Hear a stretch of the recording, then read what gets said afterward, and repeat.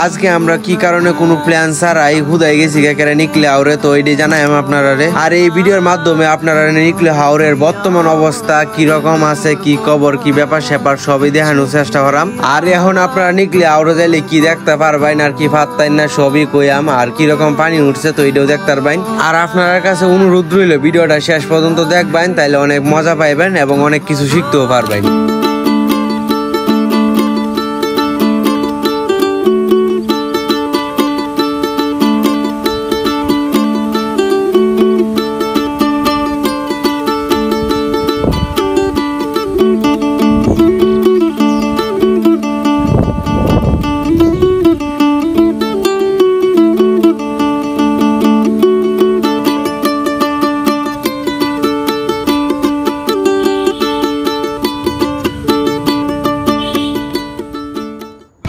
Hello guys, কি অবস্থা, কি খবর সবার?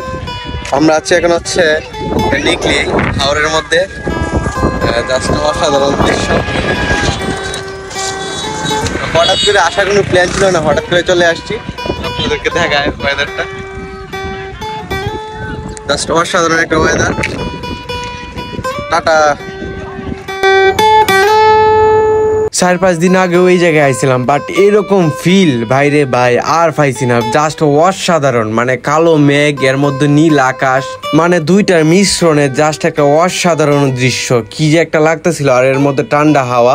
আর আমরা একটু বাইক নিয়ে সামনে যাওয়ার চেষ্টা করতেছিলাম যে সামনে কি আছে যায় দেখতে আই, বাট সামনে তেমন পানি উঠে নাই। বাট বেড়িবাঁধের দিকে গেলে পানি পাইতাম, বাট আমরা যাই নাই এত দূর, কারণ সন্ধ্যা হয়ে গেছিল, আজকে বিকাল হয়ে গেছে তার জন্য। এই যে এই ফুটেজটা দেখতেছেন, এটা হচ্ছে সন্ধ্যার ঠিক আগ মুহূর্ত, মানে কিছুক্ষণ বাকি সন্ধ্যার আজানের।